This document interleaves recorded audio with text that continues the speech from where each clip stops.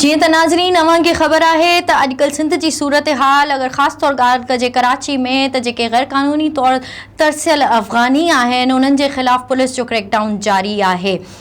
इन सूरत हाल के ॼाणण लाइ असां हलूं था पंहिंजे रिपोर्टर आज़ाद मीरानी जेको असां वीडियो लिंक ते मौजूद है, जेको असांखे ॿुधाईंदो त पुलिस केतिरियूं गिरफ़्तारियूं करे चुकी है ऐं छा सूरत हाल है। जी आज़ाद मीरानी। बिल्कुल इसरा असां हिन टाइम मौजूद आहियूं KPO ॿाहिरां मां वाक़ई इहो ॿुधाईंदो हलां त हीउ जेको आशूरे जे ॿिए ॾियारे ते कराचीअ जे इलाइक़े गुलिस्तान जोर वारे यूनिवर्सिटी रोड ते क़ाइमु हिकु रेंजर्स जो वर्कशॉप हो। उन ते जेको दहशतगर्दनि पारां हिकु नाकाम हमिलो कयो वियो, जेके रेंजर्स एहलकार नाकाम बणायो, दहशतगर्दनि खे जनम वसील कयो। उन केस जी इन्वेस्टिगेशन दौरान वफ़ाक़ी हुकूमत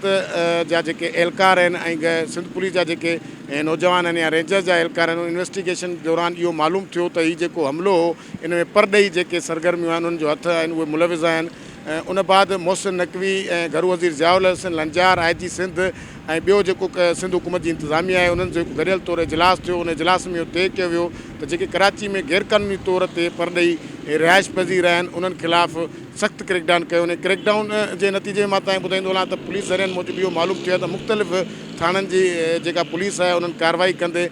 150 खां वधीक जेके गैरक़ानूनी अफ़गान शहरी आहिनि उन्हनि खे पंहिंजी हिरासत में वरितो आहे। इहा कार्रवाई जेका थी आहे उहा क़ाइदाबाद, मलीर कैंट, मलीर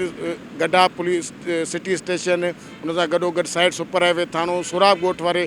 ख़ासि तौर ते जेको पसगराई वारो इलाइक़ो आहे उन में इहा कार्रवाई में वधीक गिरफ़्तार वधि में वधि जेके परॾे गिरफ़्तार थियनि उहे साइड सुपर हाईवे थाने ते थिया आहिनि। हिन कार्रवाई में घर घर तलाशी थी, उन सां गॾोगॾु स्नैप चेकिंग हुई ऐं सिक्योरिटी एहलकार आहिनि जेके सिंध पुलिस जा एहलकार आहिनि उन्हनि जेको तलाश ऐप आहे सिंध पुलिस जी उन ज़रिए बि जेको उन्हनि खे बायोमेट्रिक ज़रिए बि काफ़िनि जी तस्दीक कई त हू उते गैरक़ानूनी उन जा कागज़ पूरा न हुया, दस्तावेज़ात पूरा न हुया, रजिस्टर्ड न हुया ऐं उहे जेके इलीगल एक्टिविटी में बि जेके कुझु गिरफ़्तार आहिनि उहे इंकिशाफ़ थियो आहे त कुझु गिरफ़्तार जेके अफ़गान शहरी आहिनि उहे जेके गैर सरगर्मियूं आहिनि कराची में जेके ख़ासि तौर ते मंशियात जो वापराईंदड़नि में उन्हनि जो आहे, मंशियात सप्लाई में उन्हनि जो हथु आहे। उन सां गॾोगॾु जेके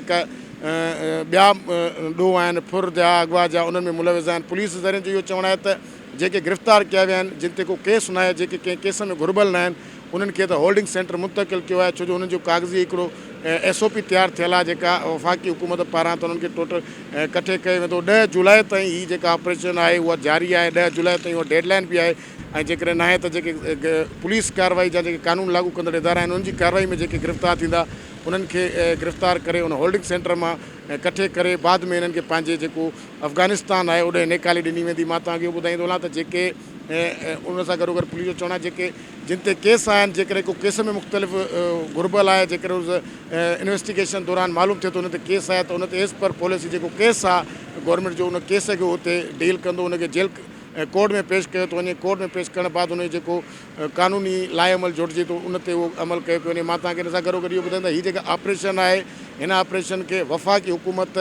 ऐं कानून लागू कंदड़ जेके ॿिया इदारा आहिनि उन्हनि जी पुलिस जे सहकार सां जेका इहा आहे गॾियल ऑपरेशन बि आहे, पर हिन में पुलिस जो जेको फ्रंट ते किरदारु आहे छो जो हीउ गिरफ़्तार करण खां पोइ हिनखे पुलिस पाण वटि रखी थी, उन खां बाद हिनखे होल्डिंग सेंटर मुंतक़िल कयो थी, उते हिनजी हिकिड़ी प्रॉपर एंट्री कई थी वञे त हेतिरा असां गिरफ़्तार कया आहिनि उहो तादाद आहे। उन्हनि जो